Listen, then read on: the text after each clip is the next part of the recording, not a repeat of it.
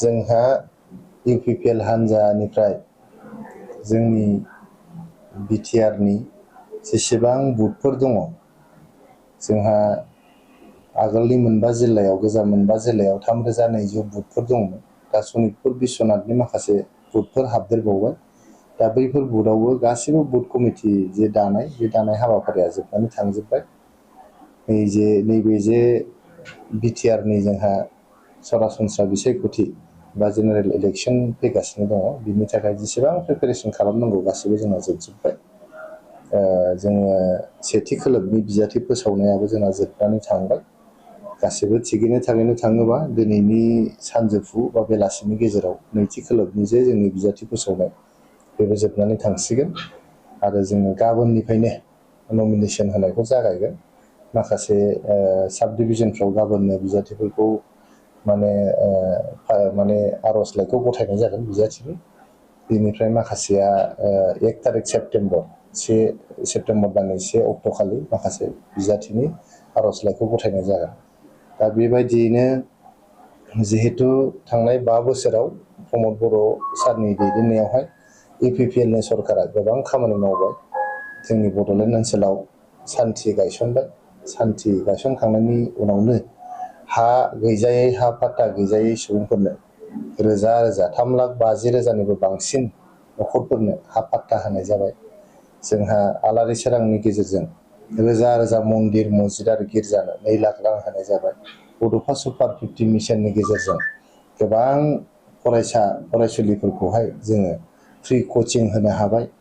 अनसाय बिथांखिनि गेजेरजोंहाय 50,000 फ्राय 50,000सो आइजो फालांगिफोरखौहाय मदद होनाय जाबाय। गियान सोरां बिथांखिनि गेजेरजों 50,000निबो बांसिन फरायसाफोरनो जोङो फरायनायनि सुबिदा होनो हाबाय। दा बेबायदिनो गोबां खामानिफोर जोङो माइनाव सोरां बिथांखिनि गेजेरजों 10,000निबो बांसिन आइजो गावसुंथा हान्जाफोरनो 75,000नि 25,000 जे गिबि किस्ति बे गिबि किस्तिखौ होनो हाबाय।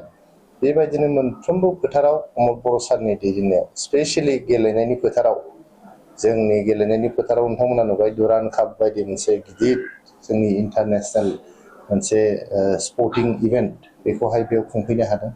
बेजों लोगोसे जोंनि 6 शिड्युल अट'नमास काउन्सिलफोरखौ लाजोबनानै ISPL बायदि जों खुंनो हादों।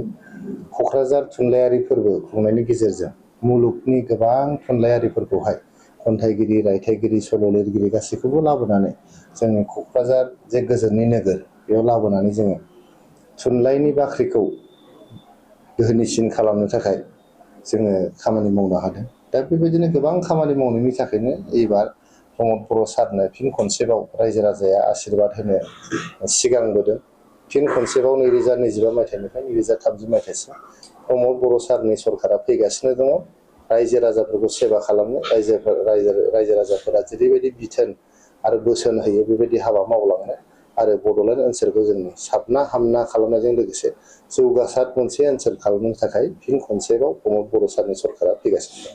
बहाय नुनो मोनदों जिहेतु परिबर्तननि नामावहाय थांनाय बाराव जुदि इलेक्सन जाबाय बहाय परिबर्तननि नामावहाय माने रायजो राजाफोरा इउपिपिएलनो भट होदोंमोन। नाथाय नोंथांमोननि सायाव अजद दैखांदों बिथांमोना परिबर्तन खालामनो हायाखै फिन बिथांमोना सरकार दानो हाया।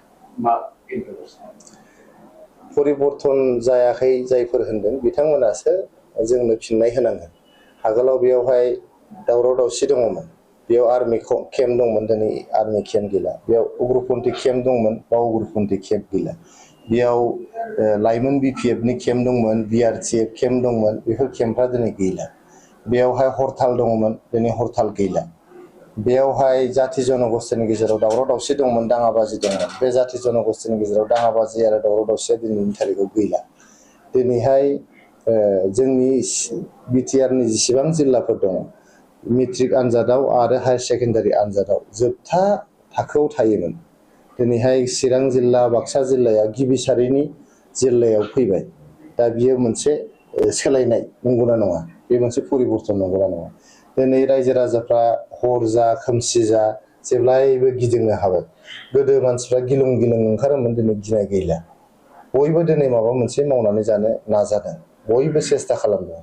जोंनि गेलेनायनि फोथारफोरा हाग्रा दुजोब्बायमोन, गांसो रज'जोब्बायमोन। दिनै फोथारफ्रा साफा जाफिनदों, गांसोखौ दिनै फोसाबफिनदों, लाइमोनफ्रा दिनै गेलेनायनि फोथाराव ओंखारफिनदों। गेलेनायनि फोथाराव ओंखारनायजों लोगोसे बिथांमोना गावनि केरियारखौ दानायजों लोगोसे गावसोरनि देहाफोरखौ मोजां खालामनानै लानो हादों। बेफोर गासिबो सोलायनाय। दा बिथांमोना जायफोर अपोजिसनाव दङ, बबे मोनसेखौ सोलायनाय नुवाखै बिथांमोना, बबे मोनसेखौ परिबर्तन नुवाखै। गोदो जों भट होनो थाङोबा खोरखिजों नायखोमायोमोन सोरनो भट होदों। दिनै जोंनि 5 बोसोराव गोबां बिसायख'थि जालांबाय, बेयाव रावबो खिरखिजों नायखोमाग्रा मानसि गैलिया। रावबो बेयाव दादागिरि खालामनो हाला। जाथि जनगोष्ठीनि गेजेराव दिनै अनलायनाय फैदों, मिलायनाय फैदों। बड'लेण्ड ओनसोलखौ सिगांलांनो थाखाय बयबो सतबांसा लादों। गोबां हारि माहारिफ्रा दिनै जोंनि गेजेराव जे बर' अबर' मोनसे थासारि दंमोन, बे बर' अबर'नि थासारियाबो दिनै जोबनानै थांबाय। सिगाङाव जोंनि नायल' जाल' सासेल' मेम्बार अफ पार्लियामेन्ट लकसभाखौ गुबुन हारिफ्रा सेनानै लानो हादोंमोन, अबर'फ्रा सेनानै लानो हादोंमोन। दिनै जोंनि UPPL सरकारनि दिनावहाय बे नायल' जाल' सासेल' MP खौ जोङो बर' मानसिखौ जों दैथायहरफिननो हाबाय।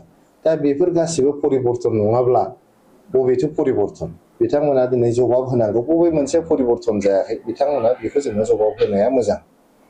जिहेतु बिटिसिआव मोनथाम खनाजों इलेक्सना गुदुं जानो थांगासिनो दं, जेरै BJP, DPF आरो UPP। थारैनो BJPखौ देरहाहोनो माबा हेंथा होगोन नामा बे मोननै? बिसायख'थियाव मोनथाम खना, मोनब्रै खना, मोनबा खना जेसेबां जोंहा हान्जाफोर बा सोरबा इन्डिपेन्डेन्टआबो दारायदोंबा साफ्रोमहाबो बिसायख'थियावहाय प्रसपेक्ट थायो, नङा होमबा? Politics is art of possibilities होननानै बुंदों। पलिटिक्सआव एभ्रिथिं इज पसिबल। सोरबा देरहानाय नङा बायदि मानसियाबो देरहायो माब्लाबा। नाथाय थासारिया ओरैबायदि, दिनैनि थारिखआव UPPL हान्जाजों फेर मारिनो हानाय खुनु हान्जायानो गैया बड'लेण्ड ओनसोलनि गेजेराव। बेयावहाय मेइनलि मोननै हान्जानि गेजेरावहाय जुद्धआ बांसिनै जागोन, कम्पिटिसना बांसिन जागोन, बे जाबाय UPPL आरो BPF। दा BPFआ जिहेतु गोबां दुरबल जालांबाय, BPFहाय दिनै दैदेनगिरिफ्रानो गैला, मावथिफ्रानो गैला।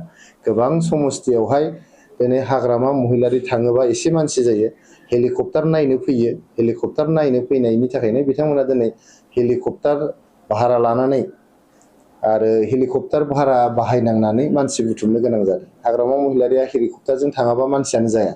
दिनै हाग्रामा महिलारिखौ नायनो फैया, हेलिकप्टारखौसो नायनो फैयो।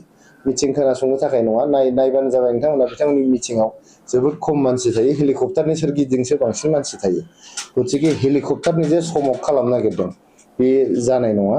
दिनै बिथांमोना हेलिकप्टारजों बाराव बिरबाय थादों, जोङो हायाव ट्रेक्टर सालायनानै ट्रेक्टरखौनो जोङो जय जय मय मय खालामो। जों हानि मानसि हायावनो थागोन, जोंहा गोजौआव बिरनांगौ गैया।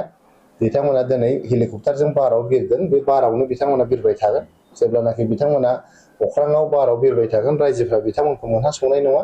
मोनहास'आबा रायजो राजाया बिथांमोननो भटबो होनाय नङा। सराइबिल बियाबाव दिनैसिम बिजाथि फोसावनाय मथे मोननै हान्जायाल' फोसावदों, UPPL आरो BPF। दा कन्टेस्टआ मेइनलि UPPL आरो BPFनि गेजेरावनो जागोन। बेनि गेजेरजों जोंहा जिहेतु बियो ट्रेक्टर आरो नांगोलनि जुद्ध, ट्रेक्टर आरो नांगोलनि जुद्धआवहाय ट्रेक्टरानो नांगोलखौ फेजेनगोन। UPPLआ गाव हारसिङैनो जे सरकार दागोन बेयाव जेबो सन्देह गैला। हारसिङैनो सरकार दानो हानाय बायदि मेजिक नाम्बार UPPLआ मोनगोन।